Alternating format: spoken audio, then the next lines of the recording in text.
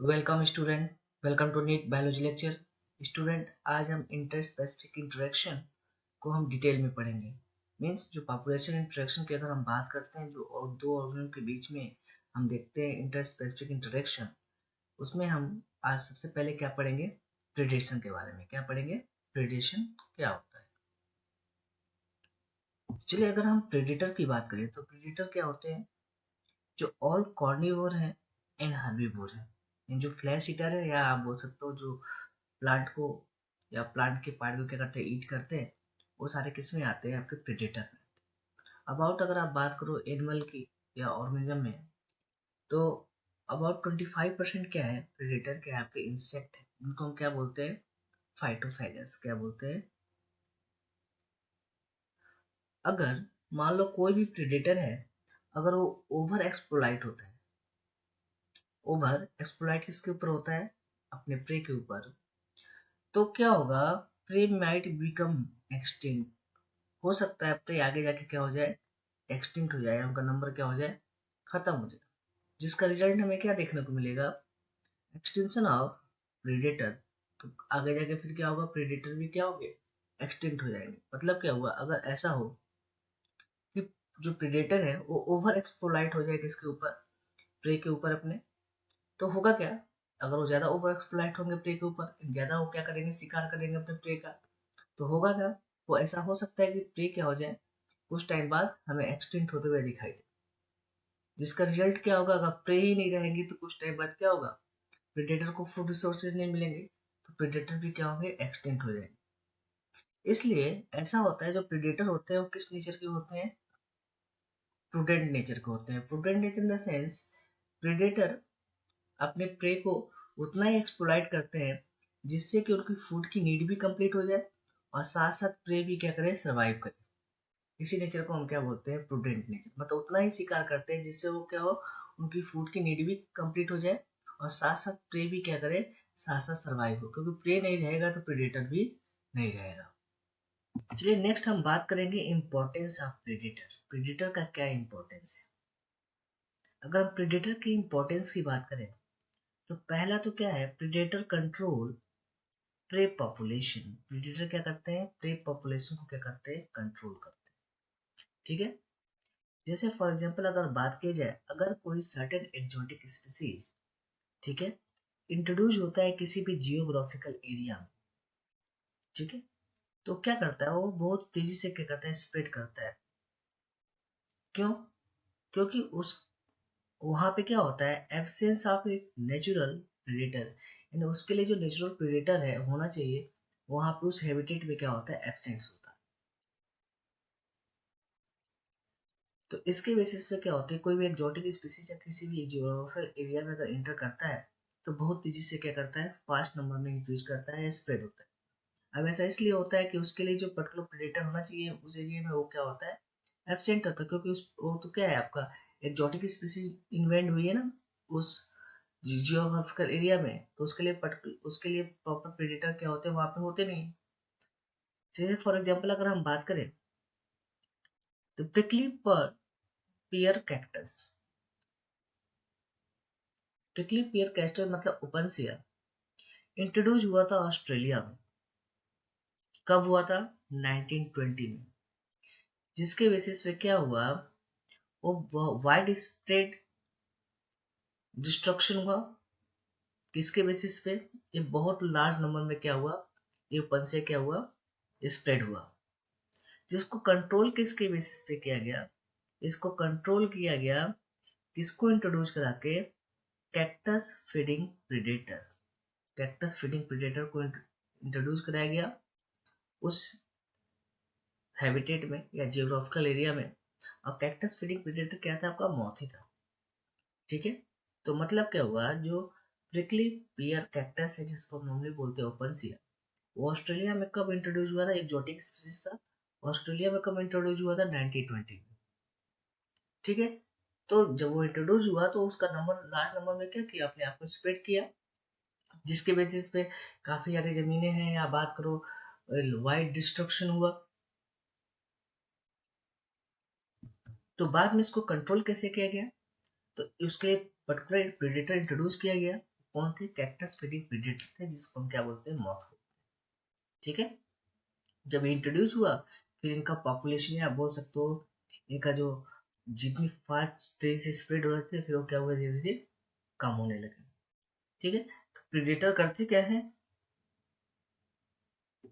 Pray population को क्या करते हैं? कंट्रोल करते हैं। नेक्स्ट इंपॉर्टेंस की बात करें तो प्रेडेटर किस फॉर्म में यूज किए जाते हैं? Biological control method. ठीक है, जैसे आपने देखा होगा बहुत सारे पेस्ट क्या करते हैं, इंसेक्ट क्या करते हैं, किसी भी क्रॉप को या प्लांट को क्या करते हैं? हार्म पहुंचाते हैं, तो उनको प्रेडेटर के द्वारा क्या किया जाता है? कैप्चर करके क्या किया जाता है? बायोलॉजिकल कंट्रोल किया जाता है। नेक्स्ट अगर हम इसकी इंपॉर्टेंस की बात करें तो प्रेडेटर क्या मेंटेन करते हैं? स्पीसीज डाइवर्सिटी को क्या बोलते हैं? मेंटेन करते हैं। किसमें स्पीसीज डाइवर्सिटी को मेंटेन करते हैं? किसी कम्युनिटी में। अब इससे होता क्या है? इससे कंपटीशन रिड्यूस होता है किसके बीच में? जो प्रे स्पीसीज है उनके बीच में। ठीक है, जब प्रेडेटर क्या करेंगे, क्या मेंटेन करते हैं? स्पीसीज डाइवर्सिटी में कम्युनिटी में क्या करते हैं? इसको मेंटेन करते हैं, जिसके बेसिस पे क्या होता है? जो प्रे स्पीसीज के बीच में पहले कंपटीशन बहुत ज्यादा था, वो कंपटीशन क्या होता है? कम हो जाता है। मतलब क्या हुआ? अगर मान लो प्रेडेटर ना रहे तो प्रे स्पीसीज क्या होंगे? लार्ज नंबर में बढ़ेंगे, जिसके बीच में फूड रिसोर्सेज उनके लिए कम होंगे, तो उनके बीच में कंपटीशन बढ़ेगा। इस कंपटीशन को कम करने की में हेल्प कौन करता है? प्रेडेटर करता है। चलो इसको एग्जाम्पल के बेसिस पे समझते हैं। तो जैसे एक प्रेडेटर है जिसको हम क्या बोलते हैं? स्टारफिश, फिशेस्टर। ठीक है, जो कहाँ प्रेजेंट होता है? In rocky intertidal community of American Pacific coast. ठीक है, इस एरिया में क्या होता है? प्रेजेंट होता है। तो एक एक्सपेरिमेंट में किया क्या गया? जितने भी स्टारफिश थे, ठीक है, उनको रिमूव कर दिया गया। कहाँ से? इंटरटाइडल एरिया से। जिसके बेसिस पे क्या हुआ? Extension of over 10 inter 10 invertebrate species means उसको हटाया गया स्टारफिश को। तो हुआ क्या कि जो 10 इनवर्टिब्रेट स्पीसीज थे वो भी क्या हुए? विद इन एयर, ठीक है, क्या हुआ? एक्सटिंक्ट हो गया। अब ऐसा क्यों हुआ? Due to interspecific competition की वजह से, फूड रिसोर्सेज की। मतलब क्या हुआ? ये प्रेडेटर कर क्या रहे हैं कि जो प्रे स्पीसीज के बीच में कंपटीशन को क्या कर रहे हैं? कम कर रहे हैं। इसका एग्जांपल क्या है आपका? स्टारफिश। फिशेस्टर क्या है आपका? एक स्टारफिश ही है, जो कहाँ प्रेजेंट होता है? Rocky intertidal community of American Pacific coast में प्रेजेंट होता है। एक एक्सपेरिमेंट में किया गया सारे स्टारफिश को रिमूव कर दिया गया, ठीक है, उस इंटरटाइडल एरिया से। तो जिसके बेसिस पे हमें क्या देखा गया कि 10 इनवर्टिब्रेट जो स्पीसीज थे वो भी एक साल के अंदर क्या हो गया? एक्सटिंक्ट हो गए। रीजन उसका क्या था? जब प्रेडेटर ही नहीं था तो इन स्पीसीज के बीच में क्या हो गया? कंपटीशन बढ़ गया। चलिए नेक्स्ट पढ़ेंगे इसके बाद हम defence of prey species to lessen impact of predation. मतलब कुछ हमें प्रे स्पीसीज में क्या होता है? डिफेंस प्रॉपर्टी दिखती है, जिसके बेसिस पे वो करते क्या है? प्रेडेटर्स से क्या होते हैं? छिप जाते हैं, या उनकी नजर से क्या होते हैं? में जल्दी नहीं आते। इसी को हमें पढ़ना है, या बच जाते हैं, डिफेंस मैकेनिज्म करते हैं। अब कैसे ऐसा होता है? जैसे पहला एग्जांपल क्या है आपका? कॉम्फी फ्लैग क्या है आपका? एक फ्रॉग है, ठीक है, जिसमें हमें क्या देखना होता है? क्रिप्टिक कलरेशन देखने को मिलता है। यानी वो अपने बॉडी का कलर को किसके अकॉर्डिंग करता है? जहाँ पे वो प्रेजेंट होता है। ठीक है, एक हमें किसमें देखने को मिलता है cryptic colouration? Some insect and frog में। हम बात कर रहे हैं कॉम्फी फ्लैग फ्रॉग के बारे में। जो उसमें क्या देखने को मिलता है? हमें क्रिप्टिक कलरेशन देखने को मिलता है, लाइक दिस। देखो, अगर बिल्कुल अपने हैबिटेट के अकॉर्डिंग क्या किया इसने? अपने कलर को चेंज किया हुआ है, जिसके वजह से क्या होता है? वो प्रेडेटर से बचा रहता है। कुछ इसमें क्या होते हैं? कॉम्फी फ्रॉग में क्या होते हैं, या इंसेक्ट में क्या बात करें, वो पॉइजनस भी होते हैं। ठीक है, सेकेंड एग्जाम्पल देखते हैं आपका। जो मोनार्क बटरफ्लाई है, ठीक है, वो हाईली क्या होता है? डिसटेस्टफुल होता है। किसके लिए? प्रेडेटर बर्ड के लिए। यानी प्रीडेटर बर्ड्स को खाते नहीं है, टेस्टफुल नहीं होता। अब ऐसा क्यों होता है? ऐसा होता है स्पेशल केमिकल प्रेजेंट होता है इनके बॉडी में, इन बटरफ्लाई के बॉडी में प्रेजेंट होता है। अब इसको एक्वायर कब करते हैं? इसको एक्वायर कब करते हैं? During caterpillar stage. अब कैटरपिलर स्टेज में इसको एक्वायर करते हैं, बट कैसे एक्वायर करते हैं? By feeding on a poisonous weed. यानी वो जब कैटरपिलर स्टेज में रहते हैं तो क्या करते हैं, पॉइजनस बीड को क्या करते हैं, फीड करते हैं। इसके बेसिस पे क्या करते हैं, एक स्पेशल केमिकल लगाते हैं, एक्वायर करते हैं, जिसके बेसिस से जो प्रेडेटर बर्ड्स हैं उनको क्या करते हैं, ईट नहीं करते, क्योंकि वो क्या होते हैं, डिस्टेस्टफुल होते हैं। तो कुछ प्लांट में हम डिफेंस मैकेनिज्म को देखते हैं प्रे के अंदर। बोले जो थ्रॉन है वो क्या होता है, most common morphological means of defence होता है किसमें, प्लांट में। जनरली हमें किसमें देखने को मिलता है, थ्रॉन मतलब जैसे कार्टिलेज स्ट्रक्चर, ठीक है। जैसे आप बोलते हो एकेसिया कैक्टस में हमें क्या होता है, देखने को मिलता है, जिसकी वजह से क्या होता है, प्रेडेटर इसको, जो हर्बीवोर होते हैं, इसको ईट नहीं करते। चलिए नेक्स्ट बात करते हैं। बहुत सारे ऐसे प्लांट होते हैं जो क्या प्रोड्यूस करते हैं, केमिकल प्रोड्यूस करते हैं, जिसके बेसिस पे क्या होता है, जो हर्बीवोर क्या करते हैं, उसको ईट करते हो क्या होते हैं, बीमार हो जाते हैं, या उनका डाइजेशन क्या होता है, इनहिबिट हो जाता है, ठीक है, या क्या होता है, उनका जो रिप्रोडक्शन क्या होता है, डिस्टर्ब हो जाता है, या एक बात कर सकते हो, किल हो जाते हैं। तो बहुत सारे प्लांट ऐसे भी हैं जो बहुत सारे केमिकल प्रोड्यूस करते हैं। इन केमिकल्स के बेसिस पे क्या होता है, जो हर्बीवोर उनको ईट करते हैं वो सिक हो जाते हैं, बीमार हो जाते हैं, इसकी वजह से उनको ईट नहीं करते, उनकी डाइजेशन बहुत पुअर हो जाती है। नेक्स्ट बात करें कि उनकी प्रोडक्शन भी क्या होती है, डिस्ट्रक्ट हो जाती है, और कभी कभी क्या होता है, वो उनकी डेथ भी हो जाती है। तो ये केमिकल क्या है, उनका डिफेंस मैकेनिज्म की जैसे काम कर रहा है प्लांट के लिए। चलिए फॉर एग्जांपल बोले, ऐसे हमें किसमें देखने को मिलता है, जैसे आपने बोला कैलोट्रोपिस, ठीक है। जो प्लांट है वो क्या प्रोड्यूस करता है, पॉइजनस कार्डियक ग्लाइकोसाइडेज साइड्स क्या करता है, प्रोड्यूस करता है। इसलिए कैटल की अगर हम बात करें या गोट की बात करें, इसको ईट नहीं करते। नेक्स्ट बात करें, जो निकोटीन है, कैफीन की प्लांट है, यूनाइन है, स्टेचिनाइन है, एंड ओपियम, ठीक है। ये सारे कैसे काम करते हैं, एज ए डिफेंस का काम करते हैं अगेंस्ट ग्रेजर एंड ब्राउजर के लिए। किसके लिए काम करते हैं, ग्रेजर एंड ब्राउजर के लिए, ठीक है। तो जैसे आप बोलते हो कि किसी प्लांट में क्या है, निकोटीन, कैफीन, यूनाइन या स्टेचिनिन या ओपियम प्रेजेंट है, ठीक है। ये सारे क्या काम करते हैं, डिफेंस का काम करते हैं अगेंस्ट ग्रेजर एंड ब्राउजर के लिए। यानी जो ग्रेजिंग करते हैं या ब्राउजिंग करते हैं, उनके अगेंस्ट क्या करते हैं, डिफेंस मैकेनिज्म का काम करते हैं। चलिए इंट्रास्पेसिफिक इंटरेक्शन में हम नेक्स्ट पढ़ेंगे कंपटीशन के बारे में, ठीक है। जो पॉपुलेशन इंटरेक्शन हम पढ़ रहे थे, इंटरस्पेसिफिक इंटरेक्शन, उसमें हम सेकंड क्या पढ़ेंगे, कंपटीशन क्या होता है, ठीक है। तो कंपटीशन क्या है, प्रोसेस है जिसके बेसिस पे क्या होता है, एक स्पीसीज की अगर हम बात करें, फिटनेस ऑफ वन स्पीसीज की जो अगर हम बात करें आर वैल्यू, वो सिग्निफिकेंटली क्या होती है, कम होती है, किसके प्रेजेंस में, अनदर स्पीसीज के प्रेजेंस में। मतलब अगर कई सारे स्पीसीज हैं, ठीक है, तो अगर हम बात करें किसी एक स्पीसीज की जो फिटनेस है या आर वैल्यू है कम हो रही है, तो जाहिर सी बात है जो दूसरा उसके साथ compete कर रहा होगा, उसकी आर वैल्यू क्या हो रही है, इंक्रीज हो रही होगी, ठीक है।